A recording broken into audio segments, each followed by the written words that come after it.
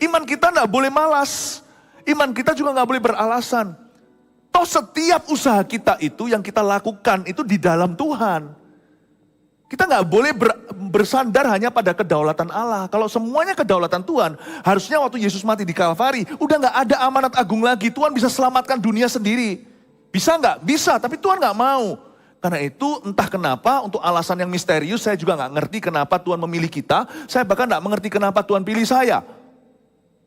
Tapi kita dipilih bukan untuk pengangguran, kita dipilih untuk melakukan sesuatu bagi orang-orang yang kita peduli dan kita cinta.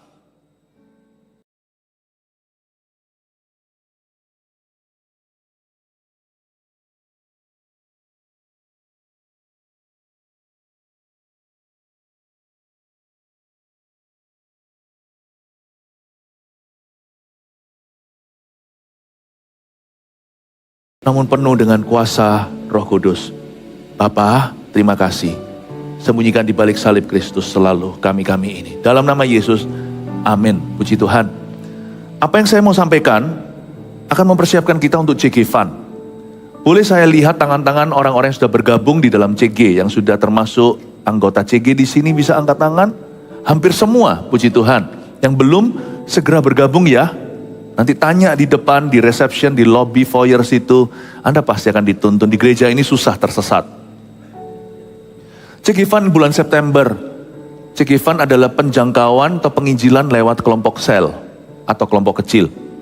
Saya sedang mempersiapkan ini. Ini sekarang menyeluruh gereja kita sampai ke luar negeri. Hari-hari ini saya melihat sebuah fenomena. Jemaat kita semua besar, kecil, tua, muda mentaati firman Allah. We are obeying the scriptures. Peduli amat jawatan kita, karunianya beda. Kita harus tahu bahwa hati Tuhan itu selalu bagi jiwa-jiwa. Dan kalau tadi Anda melihat di laporan kemenangan ada kota-kota yang disebutkan sana, kalau Anda punya rekan, teman, keluarga handai taulan, sekarang Anda tahu referensikan kemana jikalau mereka belum digembalakan. Kami siap seriusi setiap jiwa bagi Kristus. Seharian ini, sepanjang hari, in fact dari kemarin sih, 7 kali saya khotbah akhir pekan ini. Dengan tema besar, sahabat orang berdosa. Mari kita telusuri hati Yesus soal ini. Nah sekarang kita sampai di Lukas pasal 10, di ibadah ini judulnya mengutus 70 murid. Coba kita pelajari hikmat pengutusan 70 murid Kristus. Yang kita kenal, yang terkenal kan 12. 12 rasul itu, kurang satu itu kerasa loh bagi mereka, terasa berat sekali amanat agung di pundak. Tapi Tuhan tambahkan, good news, kabar baiknya, ditambahi 70 murid. Mari kita baca sekarang ayat 1. Kemudian daripada itu Tuhan menunjuk 70 murid yang lain. Lalu mengutus mereka berdua-dua mendahulunya ke setiap kota dan tempat yang hendak dikunjunginya. Katanya kepada mereka, tuaian memang banyak, tetapi pekerja sedikit. Karena itu mintalah kepada Tuhan yang empunya tuaian, supaya ia mengirimkan pekerja-pekerja untuk tuaian itu. Berhenti di situ, saya jelaskan satu persatu. Ini ide Yesus ayat 1. Kemudian daripada itu Tuhan menunjuk 70 murid yang lain.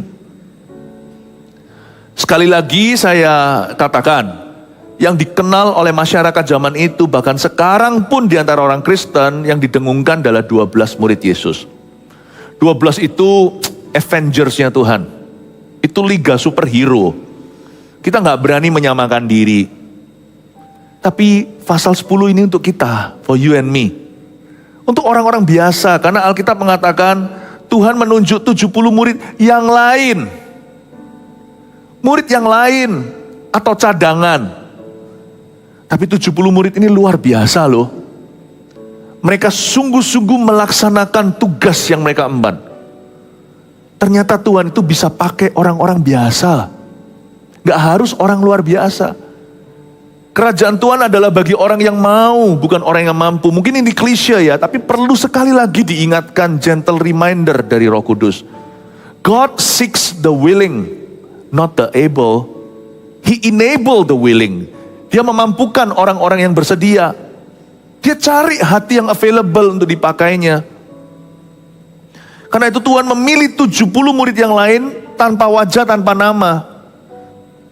Yang kita tahu kan Petrus, Yohanes, Yakobus, lalu Filipus, Bartolomeus dan sebagainya. Ini 70 murid ini siapa aja kita nggak ngerti. Tapi nggak masalah, karena kerajaan Tuhan itu bukan untuk cari muka.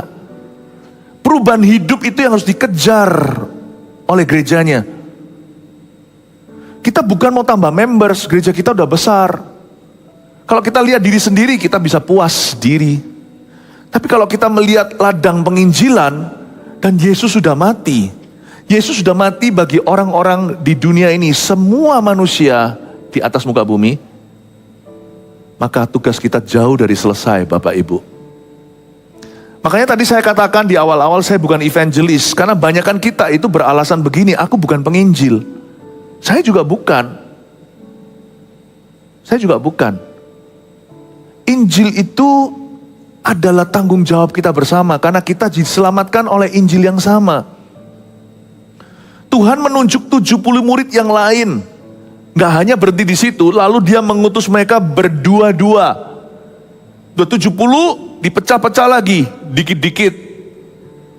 Kayaknya Tuhan memang mau mereka itu dipakai Tuhan secara spesifik. 70 murid ini berarti ketaatan waktu itu sudah di level jemaat. Kalau masih di level 12 rasul, ketaatan itu masih di level hamba-hamba Tuhan atau pendeta-pendeta, penginjil-penginjil. Tapi Tuhan memilih 70 murid yang lain. Berarti Tuhan membawa turun level ketaatan itu sampai ke seluruh jemaatnya. Yaitu orang-orang yang menyebut dirinya awam atau tidak bisa apa-apa. Tuhan tunjuk mereka. Hari ini Yesus menunjukmu, Bapak Ibu. Tuhan tidak menunjuk orang-orang di atas panggung. Bukan kami saja, Tuhan menunjuk Anda. Andalah 70 murid yang lain yang tidak disebut nama, tidak ditampilkan wajah. Yesus menunjuk mereka. Ini ide Kristus, bukan ide manusia. Tuhan punya ide suatu hari bahwa ketaatan itu harus di level jemaat. Ini kerinduan Bapa. Misalnya soal puji-pujian yang sungguh-sungguh berapi-api, bukan hanya yang di atas, tapi sampai ke ujung ruangan, sampai barisan paling belakang. Demikian pula membawa kabar baik kepada sesama kita. Tidak boleh dilakukan lewat khotbah. Khotbah itu punya fungsinya, tidak bisa menggantikan kesaksian pribadi. Tapi sebaliknya juga, kesaksian individu tidak bisa memenuhi seluruh kebutuhan pemberitaan Injil. Ada yang namanya mass evangelism atau penginjilan dalam skala besar. Namun demikian, kita harus saling melengkapi.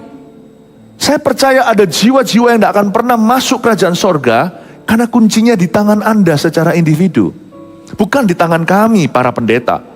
Kita harus bekerja sama. Tubuh Kristus itu nggak terdiri dari satu anggota tubuh. Tubuh Kristus terdiri dari setiap member, setiap anggota badan yang berbeda-beda fungsinya. Saya percaya kita semua adalah bagian tubuh Kristus.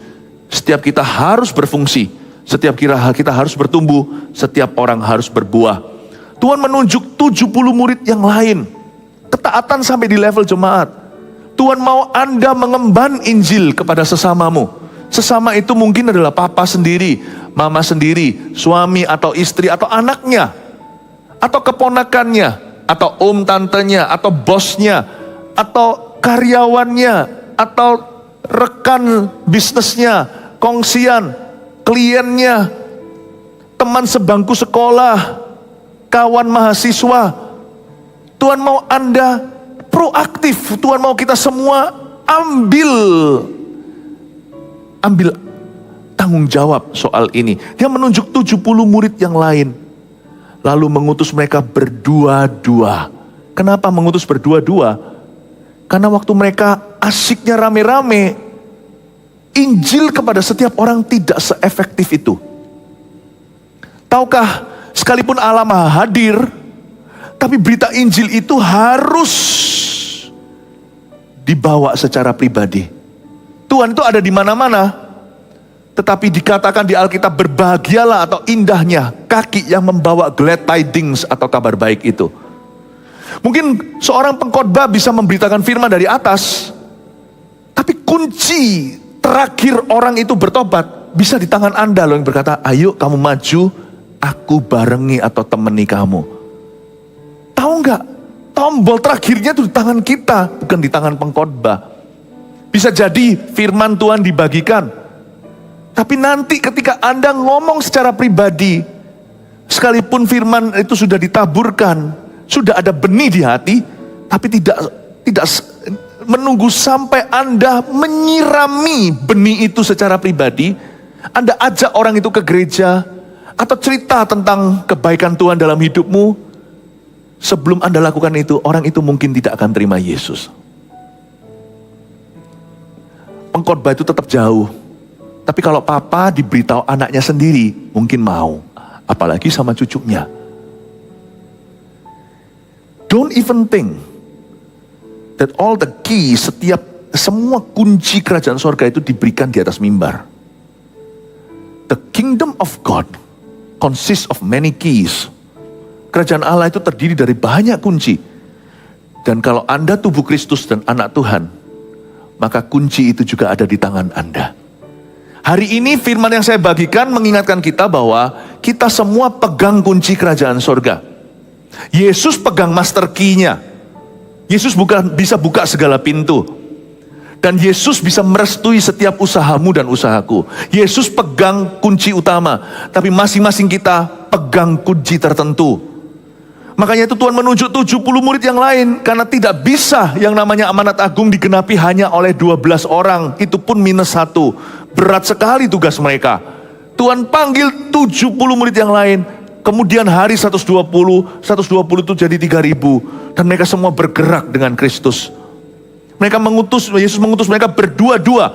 Mendahuluinya ke setiap kota dan tempat yang hendak dikunjunginya. Kalau kita baca dengan teliti dan seksama, maka ayat pertama tidak berkata bahwa Tuhan mengutus mereka ke setiap kota. Tuhan tidak mengutus mereka ke setiap kota. Penginjilan tidak boleh membabi buta. Tuhan mengutus mereka ke setiap kota dan tempat yang hendak dikunjunginya. Ada arti tertentu soal ayat ini. Yang pertama artinya adalah ke kota orang itu jadi host. Yesus kalau mau melawat rumah tanggamu, harus ada satu yang welcome home dia. Kisah Para Rasul 16 ayat 31 berkata, jikalau satu orang percaya kepada Tuhan, seisi rumah tangganya diselamatkan. Meskipun mereka harus membuat keputusan secara pribadi untuk ikut Yesus karena keselamatan tidak bisa diwakilkan, tapi Tuhan menunggu ada satu orang yang buka pintu. Satu orang buka pintu itu adalah orang-orang yang bayar harga di depan. Mungkin disalahpahami dulu, disalah ngerti, tapi harus ada pendoa syafaat di sana. Mungkin dia nggak pandai atau fasih lidah, tapi dia berdoa apa adanya. Tuhan selamatkan keluargaku. Lalu orang itu yang berusaha dulu, dia menabur dulu. Dan lewat usaha orang itu, Tuhan masuk ke seluruh keluarganya. Gara-gara orang itu, seluruh family-nya masuk dalam perjanjian keselamatan. Maksudnya keselamatan jadi dekat, bukan semakin jauh. Keluarga yang gak ada satupun orang Kristennya, dengan keluarga yang ada orang Kristennya, lebih berkesempatan diselamatkan seluruh isi rumah tangganya, jikalau ada satu orang Kristen di dalamnya. Dan keluarga yang ada satu orang Kristen yang suam-suam kuku, dengan keluarga yang ada satu orang Kristen yang sungguh-sungguh, terlebih lagi, lebih besar lagi kesempatan, keluarga yang punya satu orang Kristen minimal yang sungguh-sungguh hati untuk keselamatan keluarganya, yang berdiri di antara Allah dengan keluarganya, dan berseru setiap hari, selamatkan keluargaku, dan berbuat sesuatu. Iman kita gak boleh malas, iman kita juga gak boleh beralasan. Toh setiap usaha kita itu yang kita lakukan itu di dalam Tuhan. Kita nggak boleh bersandar hanya pada kedaulatan Allah. Kalau semuanya kedaulatan Tuhan, harusnya waktu Yesus mati di Kalvari, udah nggak ada amanat agung lagi. Tuhan bisa selamatkan dunia sendiri. Bisa nggak? Bisa, tapi Tuhan nggak mau. Karena itu entah kenapa, untuk alasan yang misterius, saya juga nggak ngerti kenapa Tuhan memilih kita. Saya bahkan nggak mengerti kenapa Tuhan pilih saya. Tapi kita dipilih bukan untuk pengangguran, kita dipilih untuk melakukan sesuatu bagi orang-orang yang kita peduli dan kita cinta. Dan Tuhan memberikan kunci itu ke tangan kita. I don't know why, really, to be honest with you. Sejujurnya saya nggak ngerti kenapa kunci itu ditaruh di tangan kita, nggak tangan malaikat aja. Tapi ya sudah, jangan kritik Tuhan. Siapa bisa jadi penasehatnya? Kalau kunci di tangan kita, pakailah. Janganlah kita lemparkan kembali ke Tuhan, bersandar hanya pada kedaulatannya. Toh semua usaha yang kita lakukan itu di dalam Kristus. Mana lebih besar? Kita di dalam Tuhan tidak berbuat sesuatu dengan di dalam Tuhan berbuat sesuatu. Mana lebih besar? Ya di dalam Tuhan berbuat sesuatu. Bedanya itu 1 talenta dengan 5 talenta. Kita tidak berbuat apa-apa, pasti Tuhan juga bekerja. Tapi 1 talenta. Tapi kalau kita berbuat sesuatu, 1 talenta, 2 talenta itu menjadi 4, 5 talenta itu menjadi 10 kota. Tapi ujungnya kita tidak bisa sok-sokan berkata, lu gak berbuat apa-apa, lihat gua rajin, lihat saya bayar harga, lihat karena begini, karena aku, karena usaha dan jeripayaku. Jangan sombong. Ujungnya semua itu yang patut dapat glory adalah Yesus Kristus. Karena kita lakukan dengan sedikit maupun dengan banyak. Everything we do it in Christ. Apapun yang kita lakukan di dalam Kristus. Jadi kita gak boleh take glory, take credit, kita gak boleh mencuri kemuliaan. Tapi kita juga gak boleh beralasan. Let's do something about it. Gereja ini tidak dibangun dengan di atas dasar hanya percaya. Only believe, He will forgive. Ya, kita hanya percaya diampuni. Tapi kerjakan keselamatanmu itu not only to believe. Gak hanya percaya saja. Kita harus melakukan sesuatu. Jangan jadikan yang namanya menginjili atau bersaksi. Bersaksi itu harus disengaja. Jangan sampai keselamatan orang-orang yang Anda peduli dan cinta itu dijadikan perkara kebetulan. Gak akan pernah datang. Perkara kebetulan gak akan kejadian, gak akan keluaran jikalau Anda tidak dulu jadi imamat. Dan Anda mulai menghitung siapa yang Tuhan serahkan ke tanganmu untuk Anda doakan. Dan dari bilangan itu Tuhan akan mengulangi pekerjaannya seperti masa lalu. Saya ingin sekali mendorong kita semuanya untuk menjadi gereja yang bergerak. Makanya tadi saya tanya siapa di sini dari ikut CEG. Wow, bulan September kita sepakat tekan tombol bersama-sama CG Fund. Bukan untuk senang-senang, tapi untuk mempedulikan teman-teman baru. Ini waktunya Injil diberitakan ke seluruh bumi. Amin Bapak Ibu, puji Tuhan. Dan Tuhan suruh mereka mendahului ke setiap kota dan tempat yang hendak dikunjunginya. Misalnya kalau Tuhan mau pergi ke Surabaya, ya kita harus buka jalan. Cuman waktu itu kan terjadinya di Timur Tengah, Injil belum sampai Asia. Kalau Tuhan mau ke Jakarta, ya orang Jakarta harus membuka pintu. Tuhan mau pergi ke setiap kota dan tempat yang hendak dikunjunginya. Mungkin ada yang satu yang angkat tangan dari 70 murid. Tuhan, aku dari Bethesda. Tuhan Yesus waktu itu kan base-nya di Kapernaum. Please come to me, deket kok. Mungkin ada yang angkat tangan dan berkata, aku dari Bethlehem Tuhan. 70 murid itu kan beda-beda semua asal usulnya. Latar belakang tak sama. Mereka dari kota-kota yang tidak sama pula. Mungkin ada yang angkat tangan dan berkata, Lord please come. Tolong datang Tuhan ke Kaisaria. Tuhan, tolong datang ke Betania. Tuhan tolong ke Yerusalem. Susah, orang Yerusalem itu religius semuanya, ahli Farisi. Orang Farisi ahli Taurat. Tuhan berkata baik, ke setiap kota yang hendak dikunjunginya. Tapi juga berarti gini, kita harus belajar peka. Ada orang-orang tertentu yang Tuhan mau jamah minggu depan. Dan Tuhan mau kita mendahulunya seperti Yohanes Pembaptis.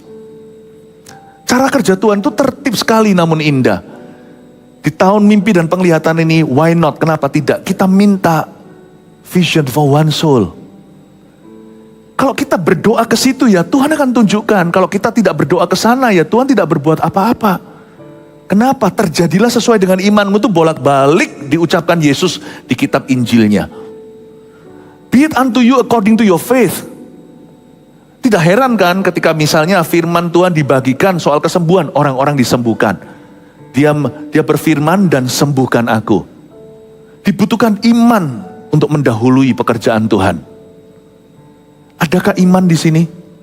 Do you have faith? Punyakah Anda iman untuk seseorang yang segera akan Tuhan kunjungi dan selamatkan? Saya sengaja berdoa ke arah sana, itu kiblatku. Saya nggak percaya timur barat, utara selatan. Tapi saya percaya jiwa-jiwa adalah kiblat setiap orang benar. Saya selalu berdoa ke arah sana. Dan terkadang Tuhan kasih saya mimpi, tiba-tiba muncul di mimpi saya. Orang yang tidak saya duga, yang menurut saya orang itu susah, sudah banyak orang coba. Tapi waktu saya taat ya, heran loh hasilnya. Ternyata waktunya bisa pas, orang itu memang butuh didoakan.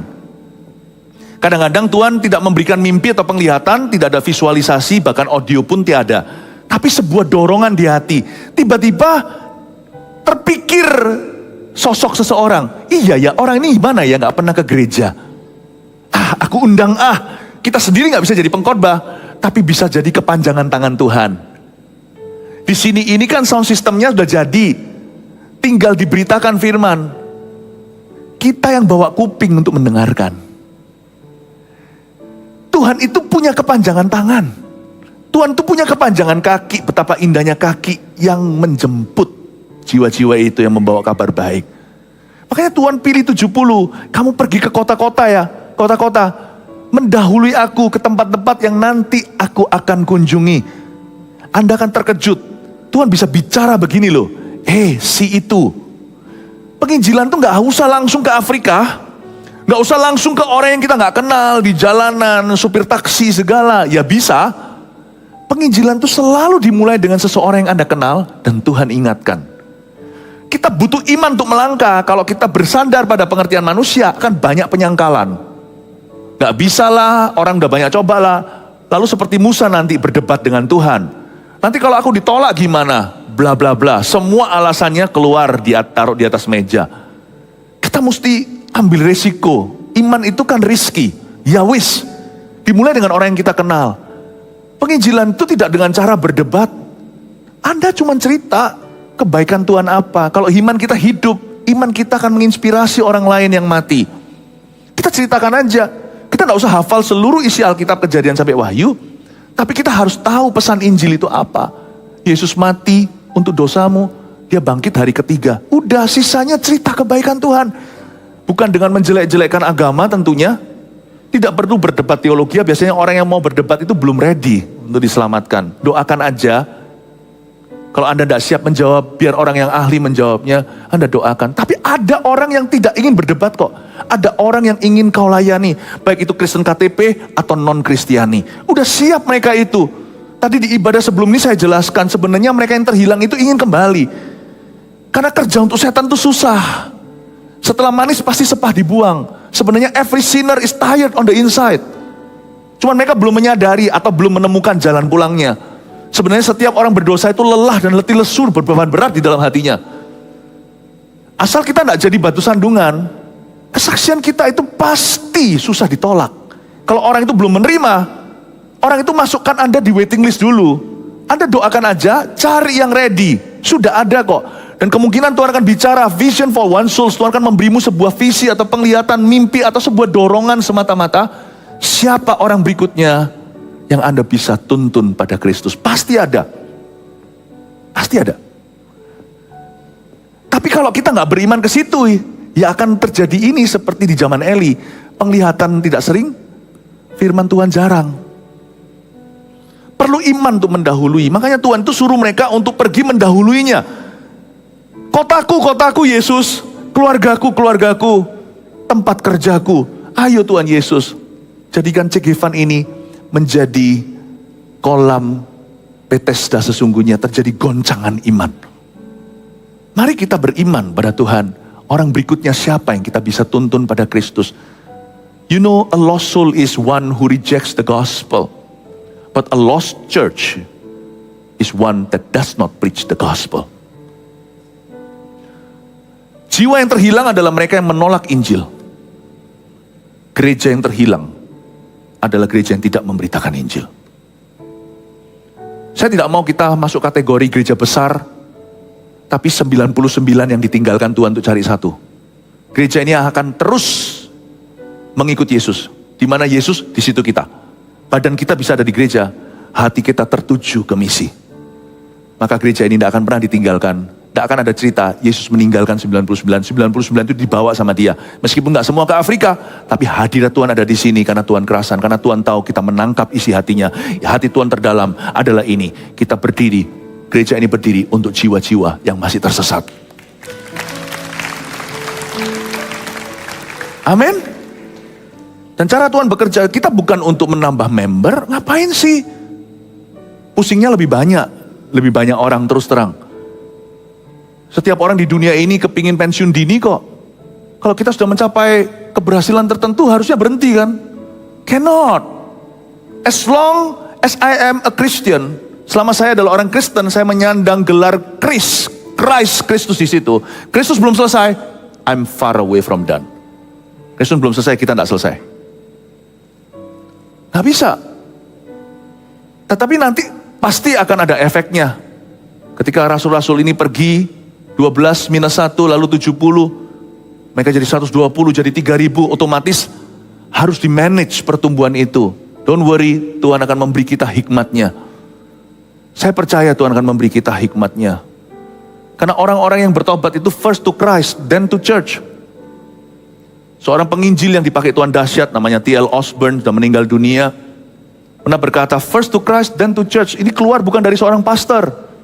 Dia tidak berkepentingan, tapi dia berkata sebagai seorang penginjil. Kalau penginjilan dilaksanakan hanya penginjilan, tidak ada pemuritan, tidak ada gereja. Penginjilan itu seperti gas, Fanta, Coca-Cola. Lalu orang kembali ke kehidupan lama. Always first to Christ, pertama ke Kristus. Lalu setelah itu, to the church, pada gereja. Jadi kita sebagai gereja harus siap juga. Kalau nanti setelah Cikifan bulan September kita kedatangan jiwa-jiwa baru, kita harus lebih ramah. Ya. Dan juga para usher-nya yang langsung ketemu dengan jemaat juga harus siap-siap. Gak semua orang tuh datang dengan karakter yang sudah diubah. Nanti ada yang datang dan berkata, aku mau duduk di depan. Aduh, depan sudah penuh. Kamu enggak tahu aku siapa? Gak apa-apa. Ya makanya saya kenalan, Pak. Gitu aja. Jangan ikut marah. Kita harus siap. Church has to be ready. Church is the place for healing for these souls. Gereja adalah tempat untuk kesembuhan. Orang bilang gereja itu rumah sakit. Iya dan enggak. Gereja itu rumah sembuh. Kalau orang berdosa dititipkan Tuhan di sebuah gereja, lalu setelah itu dia tetap dalam dosa setelah 2 tahun, ya berarti gereja kita gagal. Makanya itu di gereja kita muridkan bangsa-bangsa. 70 murid ini disuruh Tuhan pergi ke setiap kota, ke tempat yang hendak dikunjunginya. Katanya kepada mereka ayat 2, tuaian memang banyak, tetapi pekerja sedikit. Karena itu mintalah kepada Tuhan yang mempunyai tuaian, supaya ia mengirimkan pekerja-pekerja untuk tuaian itu. Di dalam bahasa Yunaninya, mengirimkan pekerja untuk tuaian itu dalam bahasa kerennya, dijorokin. Kalau bahasa Jakartanya, Surabayanya dijongkrak. No. Kalau bahasa Jawa Tengahnya dijongkrake. Kata supaya Tuhan mengirimkan pekerja itu dijorokin. By design, by faith. Dengan sengaja. Keselamatan tidak terjadi kebetulan. Saya jelaskan panjang lebar ibadah ini kemarin di AOG. Ada peperangan rohani, setiap orang berdosa itu dikawal setan-setan. Karena bagi mereka, roh-roh jahat itu satu orang berdosa itu berarti kehilangan satu lagi kepada Kristus. Tidak mungkin keselamatan terjadi dengan kebetulan. Tunggu aja. Papa tidak akan selamat sampai binasa kalau Anda tidak berbuat sesuatu. Saya garansi itu. Saya garansi, nggak perlu iman, itu fakta. Karena saya tahu peperangan kita bukan melawan darah dan daging. Anda tidak tahu betapa liciknya setan. If you don't do something, jikalau kerajaan Tuhan tidak diserongnya sejak zaman Yohanes Pembaptis, kau tak akan memasukinya. Coba pikirkan aja. Kita biarkan ke syera-syera, berapa orang telah kita tuntun pada Kristus sesungguhnya, kita bantu orang iya. Berapa yang berubah nasib kekalnya? Almost none. Hampir tiada. Saya percaya Bapak Ibu Saudara, kata mengirimkan pekerja itu serius sekali by design. Dan dikatakan tuaian memang banyak tapi pekerja sedikit, padahal orang Kristen banyak. Maksudnya apa pekerja sedikit? Pekerja sedikit itu simple, maksudnya itu antara orang Kristen yang gak mampu atau gak mau. Kita tidak memberitakan Injil, tidak bersaksi secara sengaja karena kita merasa kita tidak mumpuni, betul ya? Kita tidak mampu. Makanya hari ini tak bikin gampang ya. Penginjilan itu hanyalah kita jadi saksi dulu. Yang penting hidup kita itu loh bersinar, nggak sempurna, tapi tidak jadi batu sandungan. Percayalah, orang belum paham Tuhanmu, orang sudah kagum dulu sama imanmu. Itu kunci pertama. Gampang kok. Penginjilan itu bukan di mulut pertama-tama, tapi di hidup. Tapi kalau di hidup terus tidak di mulut, kapan mereka tahu? Roma berkata gini, bagaimana mereka bisa percaya? Nggak ada yang beritahu. Gimana bisa mereka diberitahu kalau nggak ada yang pergi? Gimana mereka bisa pergi kalau nggak diutus? Kesalahan kita orang Kristen kira bahwa bersaksi itu kehidupan, iya. Tapi tombol terakhir itu adalah mulut kita. We must preach the good news ke mereka tanpa berkhotbah, kita memberitakan. Makanya Injil itu sederhana, Yesus mati di kayu salib. Lalu Yesus bangkit pada hari ketiga. Sisanya hanya cerita kebaikan, doakan. Orang itu akan dapat pewahyuan kok. Itu Roh Kudus, bukan dirimu nanti yang membuat mereka mengerti. Anda jangan nabur aja. Kalau kita biarkan, nggak mungkin nanti anak Anda itu akan ikut Tuhan sendiri. Enggak. Percaya saya, jangankan setan, dunia aja berlomba-lomba rebut anakmu. Jangan kira nanti bosnya, rekannya, siapalah, temennya, hopingnya akan tiba-tiba, ya wis iseng aja kenal Yesus. Not that easy. Karena ikut Yesus itu, you ready, lawan arus. Di dalam dunia ada dua jalan, lebar dan sempit. Itu sudah lagu sekolah minggu. Karena itu di sini katakan Tuhan mengirim pekerja-pekerja itu buat mereka mampu, buat mereka mau. Pekerja sedikit bukan karena orang Kristen sedikit, pekerja sedikit karena sedikit yang mau, sedikit yang menyadari, atau sedikit yang merasa dirinya mampu untuk melangkah. Saya harap di sini CG Fund ini semua kita bergerak. Ini sudah di level jemaat. Ini bukan KKR-nya Philip Mantova, KKR-nya Yudi Kusmanto, bukan lagi KKR-nya siapa-siapa, bukan. Ini sudah menjadi kebangunan rohani umat. Ini waktunya setiap kita berperan, setiap orang proaktif, setiap orang ambil peran. Amin. Berapa ayat lagi lalu saya selesai, pergilah sesungguhnya aku mengutus kamu seperti anak domba ke tengah-tengah serigala. Itu dia. Janganlah membawa pundi-pundi atau bekal atau kasut. Dan jangan memberi salam kepada siapapun selama dalam perjalanan. Ini yang saya sebut Gongso Tao. Dalam bahasa Chinese-nya karate itu artinya ilmu bela diri tangan kosong. Gongso. Injil itu Gongso. Tangan kosong. Injil itu harus apa ya Pak? Harus gini? Nggak usah. Bawa hidupmu aja jadi domba. Anak domba ke tengah serigala. Sebab serigala nggak dengarkan serigala. Sama aja lu sama gua. Kalau kita bisa dilihat sebagai anak domba, mereka mau dengar kita mau ngomong apa. Pertama mereka lihat kita lemah sebagai mangsa. Lama-lama mereka akan melihat gembala kita. Gongso. Tangan kosong. Jangan bawa pundi, jangan bawa kasut, jangan bawa apa. Kesaksian hidupmu aja. Dan itu nanti Tuhan yang provide. Tiap hari akan ada sesuatu yang bisa Anda ceritakan dari Yesus. Makanya orang kalau memberitakan Injil itu imannya pasti hidup. Makanya itu kalau mau gereja kita imannya hidup senantiasa, beritakan Injil. Karena kalau kita mau meningkat damai sejahteranya, Injil itu adalah kasut kerelaan memberitakan Injil damai sejahtera. Jangan cari damai tidak ada. Beritakan Injil, damai akan datang padamu. Ayat 5, kalau kamu memasuki suatu rumah, katakan lebih dahulu, damai sejahtera bagi rumah ini. Dan jikalau di situ ada orang yang layak menerima damai sejahtera, maka salammu itu akan tinggal di atasnya.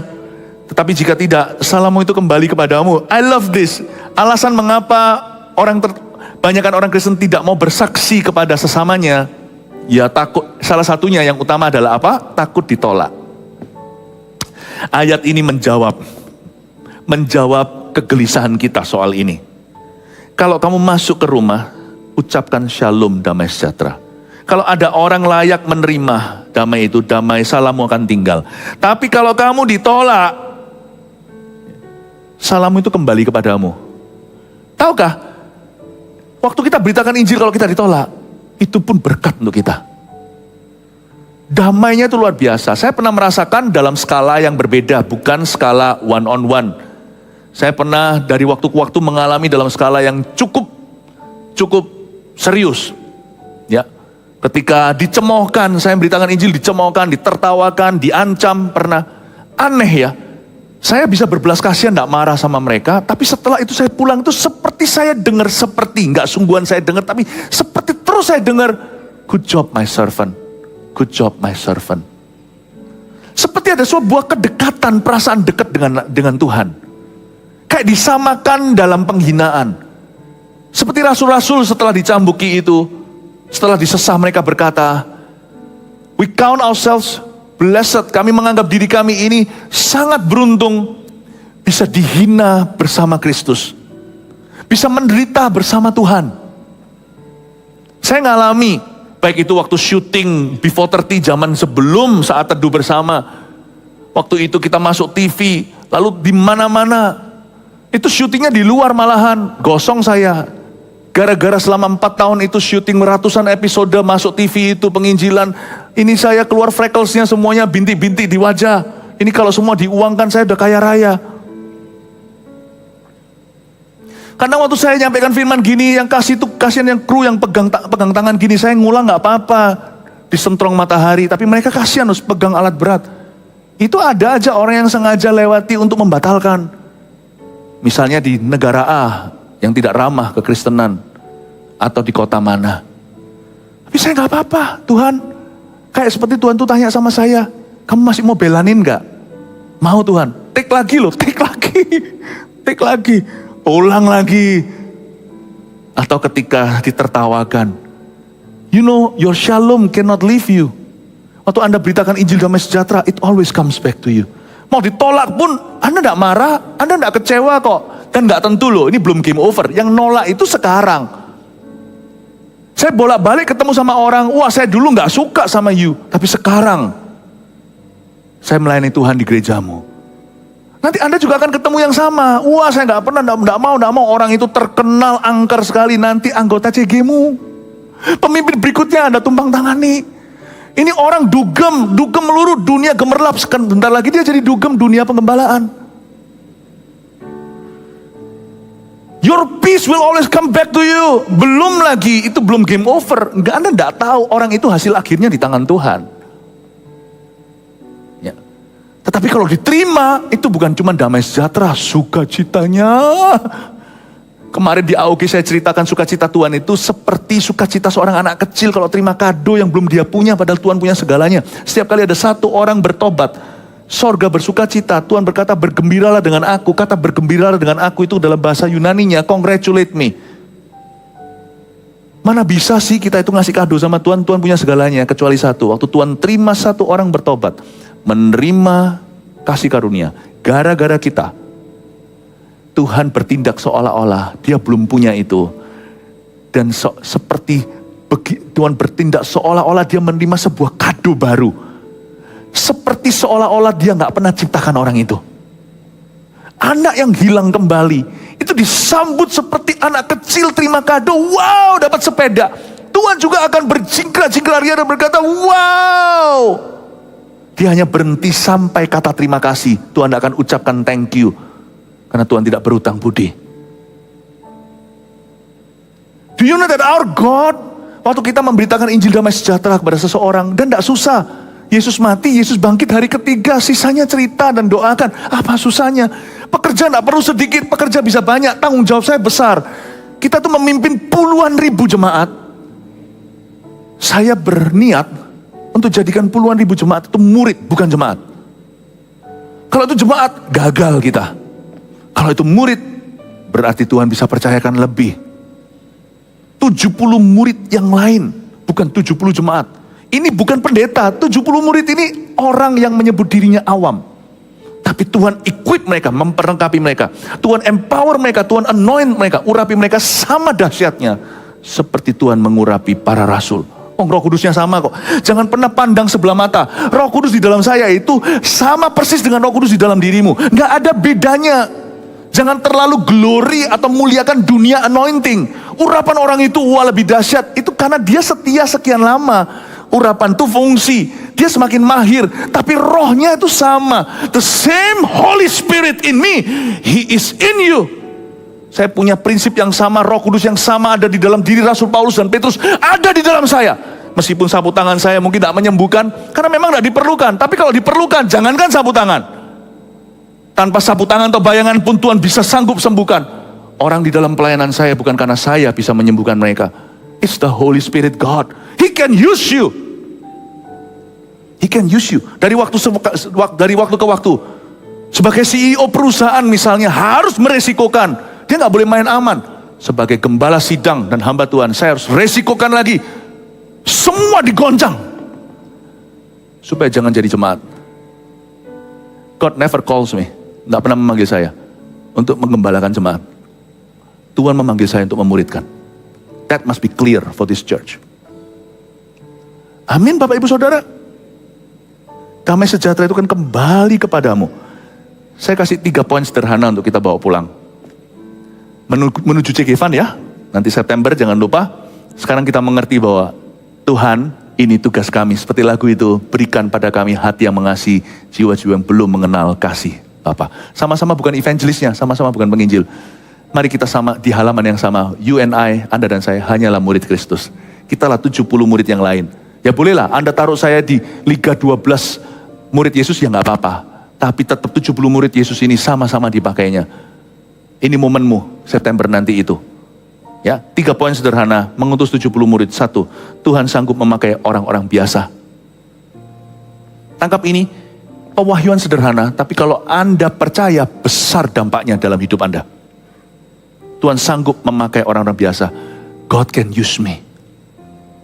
Seperti lagu itu, if you can use anything Lord, you can use me. Kalau engkau bisa memakai apa saja, engkau bisa pakai saya. 2, dalam kelompok kecil, 2-2 kan dikutus. Dalam kelompok kecil, lebih terasa tanggung jawabnya. Makanya Tuhan itu pisahkan mereka 70 jadi 2-2. Karena, tahu nggak, Injil itu mempan ketika personalize. Karena Tuhan tidak pernah mati untuk rombongan orang. Tuhan mati untuk setiap orang. You know one other thing, satu lagi. Tuhan tidak pernah mati untuk bangsa-bangsa loh. Tidak pernah Tuhan naik di atas kayu salib dan berkata, Lord, I'm doing this for America. Tidak. I'm doing this for Indonesia. No. I'm doing this for every sinner. Tuhan tidak mati untuk bangsa-bangsa. Jadi percuma kita ngadakan misalnya doa seluruh nasional. Kita minta revival kalau tidak ada orang yang langsung turun ke highways and byways, ke alleys, ke terowongan-terowongan, ke lorong-lorong itu, dan membawa masuk orang yang tidak berpakaian pesta ke dalam kerajaan sorga untuk diubahkan.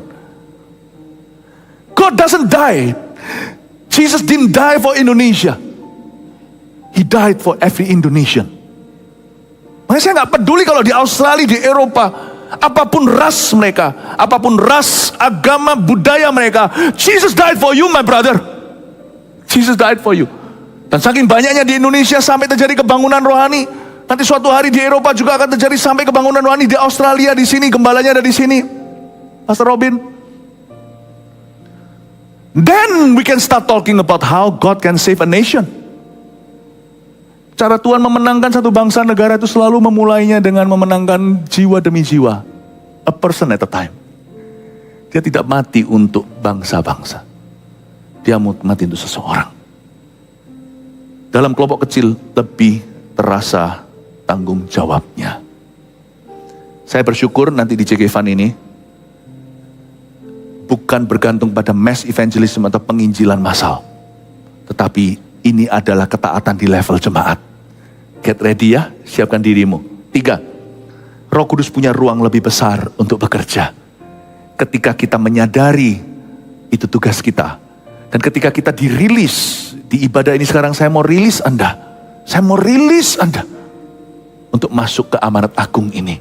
Ketika kita semua masing-masing sama Tuhan diberi ruang dalam kelompok kecil itu, dan di situ tidak bisa bergantung dengan pendetamu, CGL dengan rekan-rekannya, di situ tidak bisa bergantung, kita harus bergantung dengan doa. Disitulah nanti Anda akan lihat lebih banyak orang diselamatkan dengan cara demikian daripada lewat KKR-KKR kita. Dan lebih kekal sifatnya. Amin. Mari kita mengangkat tangan, kita terima berkat dari Allah Bapa, kasih karunia dari Tuhan Yesus, pengurapan dari Allah Roh Kudus menyertai gereja Tuhan yang hidup, yang taat pada firman-Nya. Pergilah membawa damai sejahtera, shalom peace itu. Pergilah membawa misi di dalam jiwamu. Dalam nama Yesus Kristus, haleluya, amin. Selamat siang, Tuhan Yesus memberkati.